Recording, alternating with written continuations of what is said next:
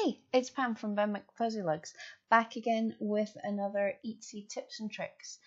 Hints and tips to help grow your small Etsy shop for a small artist or crafter.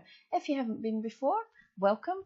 I do videos like this every Monday, so please don't forget to come back next Monday and see what else I'm on about.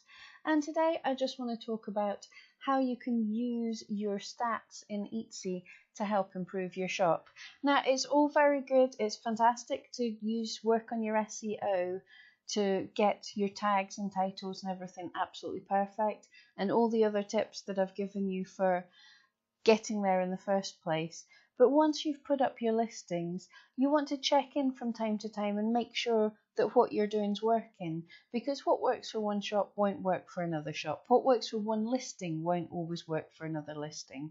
So always check and see if what you've done is working. So what you want to do to get into your stats, we're just going into your shop manager and scroll down for stats. Now, the little drop down at the top right hand side here lets you choose the duration that you want to look at. I would say always look at a long period of time if you can. Don't be looking daily, don't be looking weekly. That's just going to stress you out. What you want to do, look at least for a 30-day period of time, which is what Etsy recommends. For just now, I'm going to look at this year. So we've got a big range of stats. Obviously, things vary through the year, as you'll see from my graphs. They got peaks and troughs, and I am better off over Christmas time and January. I tail away towards the middle of the year, and then it starts ramping up again. This is just the trend I see in my shop, and many shops are like this depending on what you're selling. Okay, so first of all, straight away you come into the traffic section. Really handy to have a wee look. You've got the interesting information that compares year on year to how you were doing last year if you've been around for that long. If not, don't worry, this year's just you putting your peg in the sand to know what you want to do better than next year. So scrolling down again, if you check this box on the right, you can actually compare the overlay the graphs from last year and this year, so you can see how things have changed. And in my case, thankfully, doing a little better. Not every month is better than last year. Some are good, some are bad. That's how it goes. But year on year, I'm doing just a little better, which tells me I'm doing something right. We've got our traffic sources telling you where most of your visits come from. So over half my visits come from Etsy. So that's telling me search and everything else in Etsy is really important for my shop, to try and optimize that to get as many people come into my shop. An external search is telling me I'm getting some views from search engines again, which is fantastic, because something we'll cover at another date is Google search engine optimization is different than Etsy search engine optimization. Things that Etsy likes, Google doesn't necessarily like. So you can get one really good and you're not necessarily good for the other. So you've got to decide sometimes, are you better off getting search from Google, or are you better off getting search from Etsy? And I've found, certainly with paying for the Google shipping adverts, that clearly Google's not as lucrative for me quite as Etsy. So I'll stick with trying to keep good with Etsy. And then the social media, a lot of this actually comes from Pinterest, which is fantastic, even though I'm doing all the work on Facebook. But I know Pinterest, so it tells you what to work on. And direct, this is people who've gone direct, maybe bookmarked your page or something. Fantastic. And other, who knows, this could hopefully be from my blog, which I need to work on a bit more. And then useful here, your top search terms to look at what's doing well, what people are visiting you when they search for these terms. So this is things for me to focus on as well. I know Border Collie, Needle Felted Dog and Cat Bookmark are doing pretty well. This is a breakdown of your social media. So I'm getting nearly 2,000 visits from social media, and most of it is from Pinterest. And this in general is actually other people pinning me rather than the work I've done on Pinterest. So the great thing about Pinterest is people are just saving things up there. And I will do a video on Pinterest really soon because I know some people are not quite understanding what Pinterest is, and if someone has pinned your listing, they've not stolen your listing or something, they're doing good, they're advertising you. So don't be stressed if you see Pinterest here and you don't have a Pinterest account. People are doing good and they're advertising you. And the websites that people are coming from, most of which they're coming from Etsy. But yeah, quite a few from Pinterest and Facebook. Good to see there. And the breakdown, are they coming directly to my shop or they're mainly going to listings?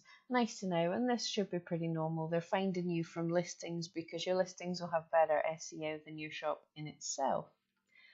Okay, so back up to the top here, the most important tab is your listings tab because this is giving you a breakdown of which of your listings are the most viewed. So this shows me here, my cat bookmark gets by far the most listings. This is actually because a lot of this comes from Pinterest. As I say, this is getting a lot of love on Pinterest, this one. But it gives you a look at which of your listings are getting favorited a lot, which is handy to know, which get the most visits, and also the most orders. So quickly looking at this, I can see that when my bookmark's getting viewed, I'm getting orders on it. Great to know. That means I can definitely work on getting this seen more. It's worthwhile. Whereas this listing is seeing the second most amount of visits, but it's not had any orders. So if I'd worked really hard to get this high up a search term for a certain group of words, and it's getting seen a lot and it's not getting orders on it, then possibly I'd want to think of maybe deactivating this and getting another listing to page 1 so it's seen more, one that's clicked on the more. The good thing with this one is I personally know that I get a lot of conversations from people seeing this listing, and then they'll maybe I'll make a custom listing for them, or they'll purchase a different item. So I'm happy with it driving the traffic it's driving, even though people aren't ordering it, they're contacting me. I get a lot of messages from this dog, so it's doing a good thing for me. Least viewed is also very important. You want to dive into this every so often and just change some of your listings. If necessary, you might take new photographs, improve your SEO for them to get them spotted some more, or if necessary, even take down the listing if it's doing really badly. I know here this is a couple of my digital stamps which I've not been promoting too much, so it's hardly a surprise that they've not done great. So that just tells me I've got to do a little bit more work on promoting my digital stamps a bit so people can see them. And this, scrolling down to all listings ranked, is really handy because you can click on the different things. It's lined up. It seems by default it's showing you revenue, so you can see the ones that have brought you in the most money over the time period that you've picked. So this is this Border Collie, which doesn't have a massive amount of visits, but people are buying when they see it. So that's great in that I could maybe push this one a little bit more and think of some search terms that would be good to get it right up the listings with.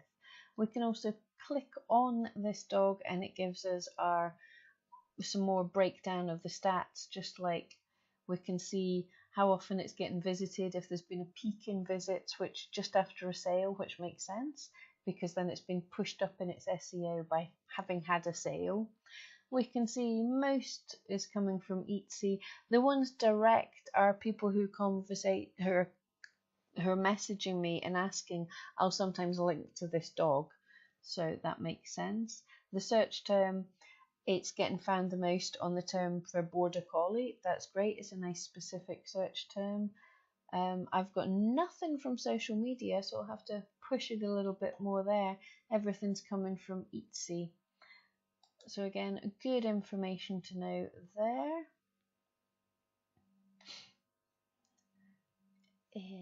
Back up here, for any of the dogs, you can also click on, if you want to find out which listing's been most favorited, this can tell you that this is a style of photography that the people are liking. So it's worth thinking of, looking at the styles that you're using there, what people are liking.